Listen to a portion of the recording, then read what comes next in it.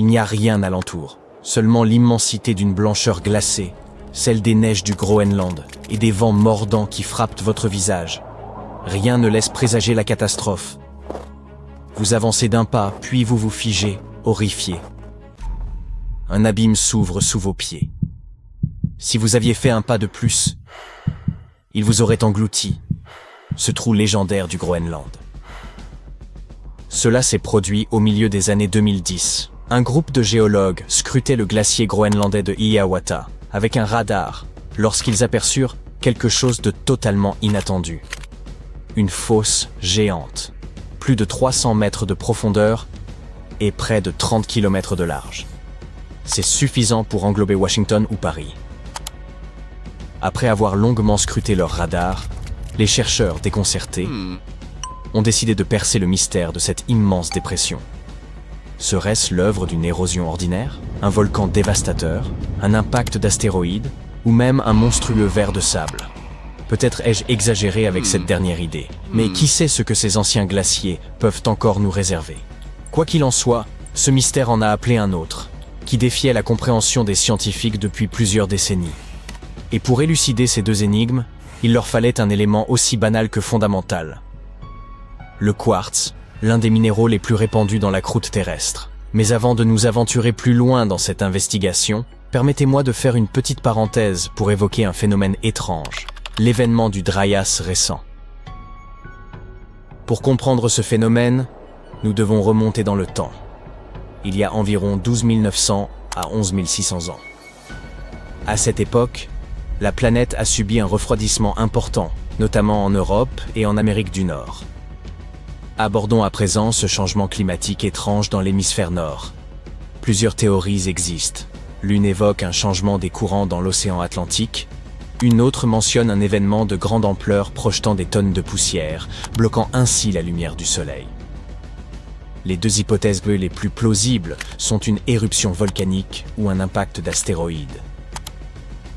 En effet, une éruption volcanique a eu lieu en Allemagne à peu près à cette époque. Mais il est aussi possible qu'un objet spatial ait frappé la Terre durant cette période. Revenons maintenant au trou découvert au Groenland. Lorsque le programme Icebridge de la NASA et l'Institut Alfred Wegener ont fait cette découverte, il semblait que la cause de l'événement du Dryas récent était enfin élucidée. Mais était-ce réellement un astéroïde qui avait creusé ce gouffre et provoqué la chute des températures de l'hémisphère nord? Pour vérifier cette hypothèse, les chercheurs avaient besoin de quartz. Le quartz, sous sa forme pure, présente une structure simple. Il est composé de tétraèdres de silicium et d'oxygène. Il est aussi efficace qu'esthétique, avec ses cristaux prismatiques à 6 faces. En raison de la simplicité de sa structure et de la disponibilité de ses composants, le quartz peut être trouvé dans presque toutes les roches de la planète. Au fil du temps, les roches plus grandes s'érodent, libérant des grains de sable de quartz.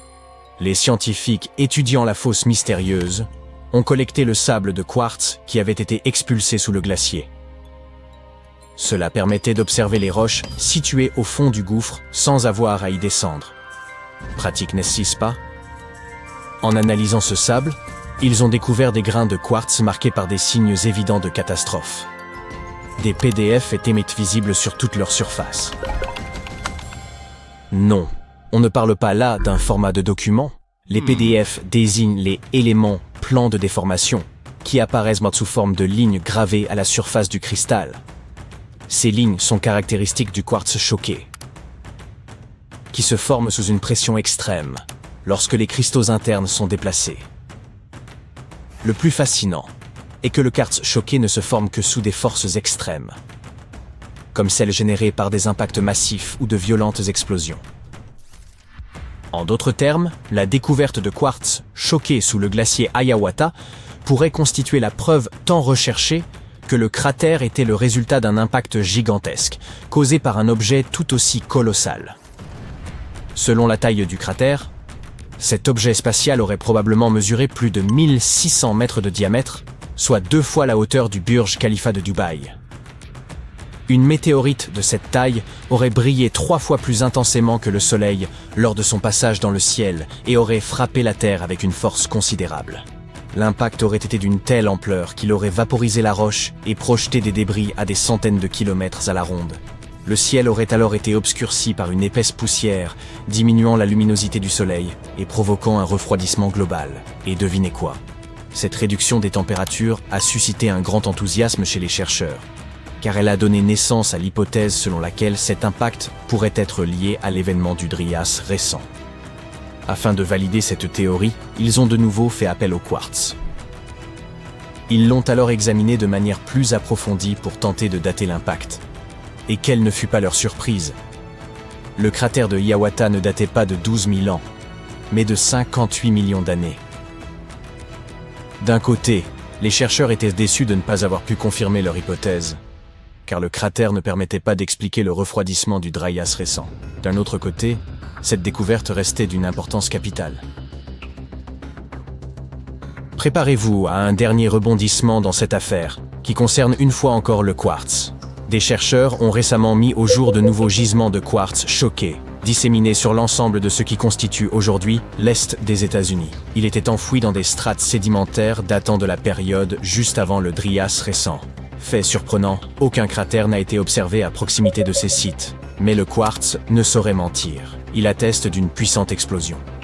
Cela conduit les scientifiques à penser que leur hypothèse d'un impact pourrait encore se vérifier. Toutefois, au lieu d'une collision directe, il pourrait s'agir d'une explosion aérienne.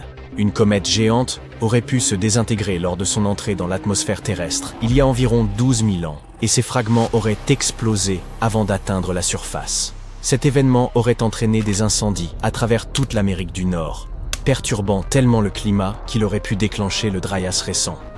Il semble que nous devions patienter un peu avant que les scientifiques ne fournissent davantage de preuves pour confirmer cette hypothèse. Cela dit, d'autres phénomènes intéressants restent à explorer au Groenland. Par exemple, ces trous fascinants, bien plus petits que le cratère dont nous parlions, mais néanmoins intrigants. On les appelle des moulins, et leur rôle est d'acheminer l'eau de fonte en surface jusqu'à la base de la calotte glaciaire. Mais ces moulins nous réservent également quelques surprises. En effet, d'après une étude récente fondée sur des observations directes et des explorations de terrain, leur taille est bien plus importante que ce que nous imaginions. Plus intéressant encore, ce volume accru pourrait avoir une influence sur la stabilité de cette immense calotte glaciaire et sur la rapidité avec laquelle elle se déplace vers la mer. Les chercheurs estiment que l'augmentation de la profondeur et de la pression de l'eau à l'intérieur des moulins pourrait agir comme un lubrifiant à la base de la calotte glaciaire, accélérant ainsi son déplacement, un peu comme un glaçon glissant sur une fine couche d'eau. Jusqu'à récemment, nous ignorions presque tout de la véritable taille des moulins et de la quantité d'eau qu'ils pouvaient contenir. Aujourd'hui, nous savons qu'ils peuvent être gigantesques. L'équipe de recherche a effectué 2 expéditions sur la calotte glaciaire du Groenland, en 2018 et en 2019. Lors de chacune de ces missions, il leur a fallu descendre en rappel à près de 100 mètres de profondeur, dans 2 moulins distincts, frôlant presque la surface de l'eau. Ceux qui ont pris part à cette exploration l'ont décrite comme une expérience intimidante. Imaginez-vous au bord du vide, le dos incliné vers l'abîme, avec pour seul horizon une glace aux reflets bleutés qui s'enfonce dans les ténèbres. Le silence n'est rompu que par le fracas sporadique de la glace qui se brise. Une immersion aussi vertigineuse qu'inquiétante.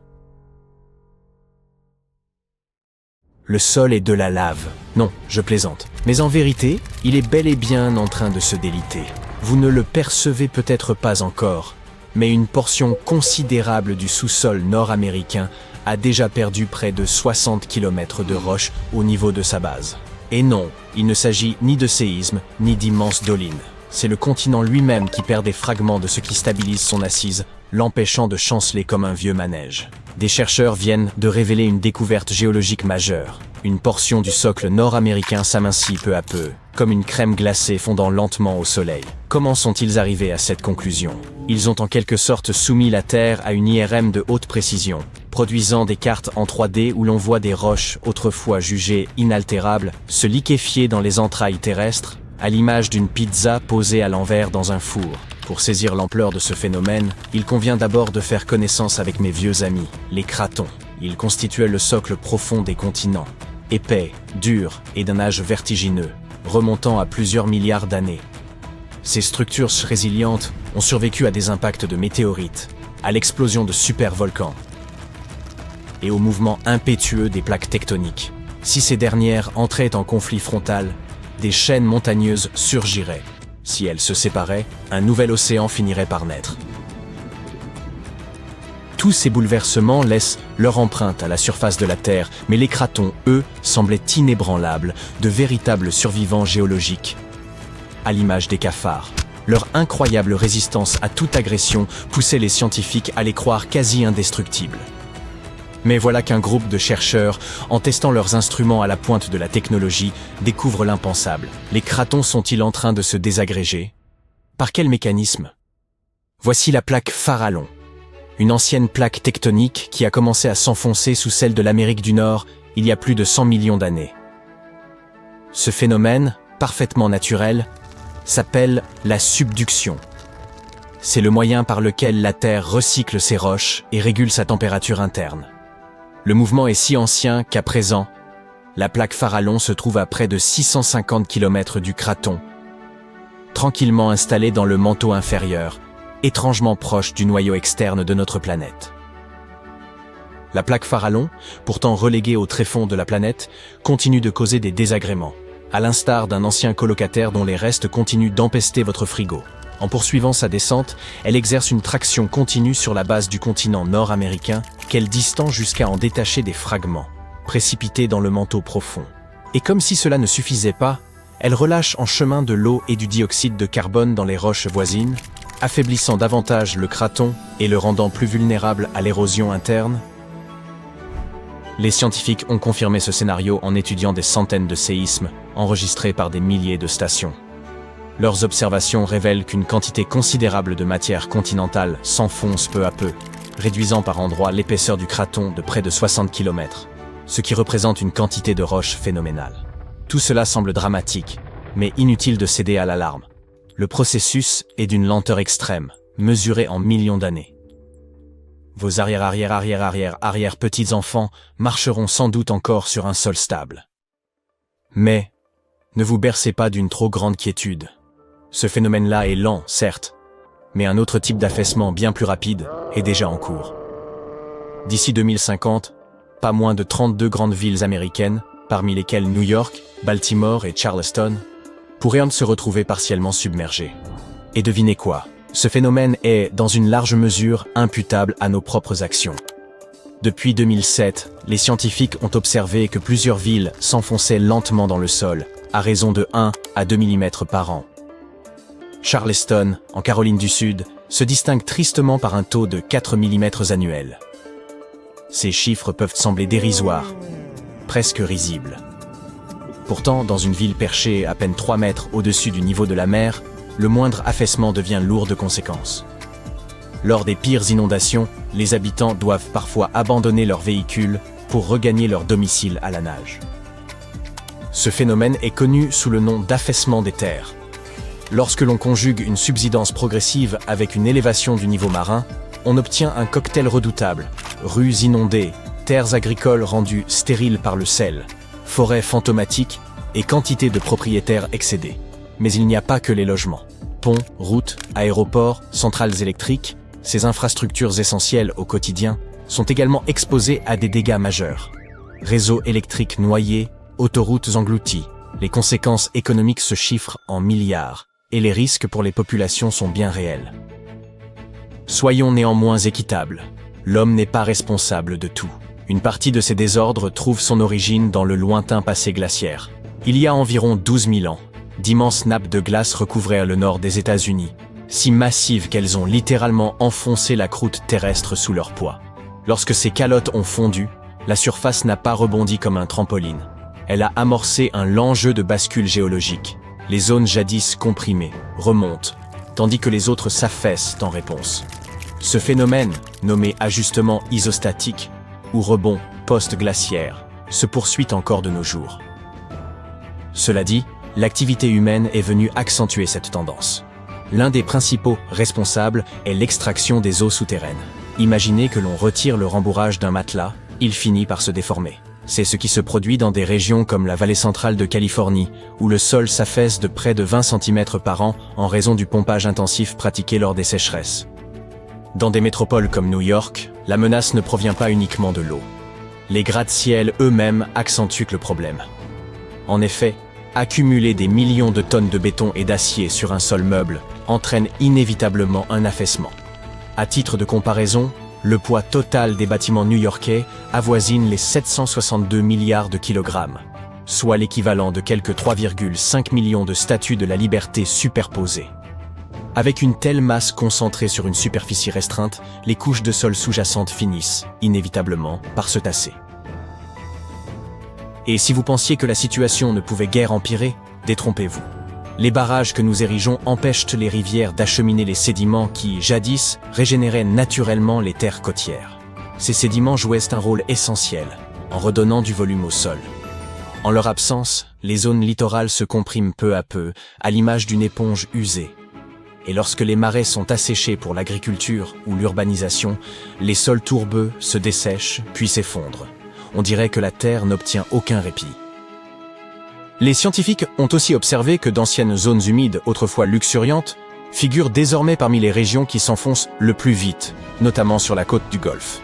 En Louisiane, par exemple, l'on perd l'équivalent d'un terrain de football de terre ferme à cause de cette combinaison dévastatrice d'affaissement et de montée des eaux. Alors, que nous reste-t-il à nous qui souhaitons simplement vivre au-dessus du niveau de la mer? Hélas, le tableau est peu réjouissant. Des bois entiers se transforment en forêts fantômes, submergées par les eaux.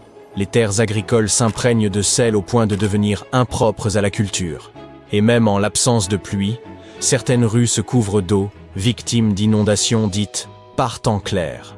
Et sur la côte ouest, la situation n'est guère plus reluisante. La Californie est elle aussi concernée. San Francisco et Los Angeles s'affaissent, ce qui les rend 2 fois plus vulnérables à l'élévation du niveau de la mer. Dans certaines zones, telles que la péninsule de Palos Verdes, le sol s'affaisse à un rythme tel que les habitants pourraient tout aussi bien adopter un mode de vie souterrain.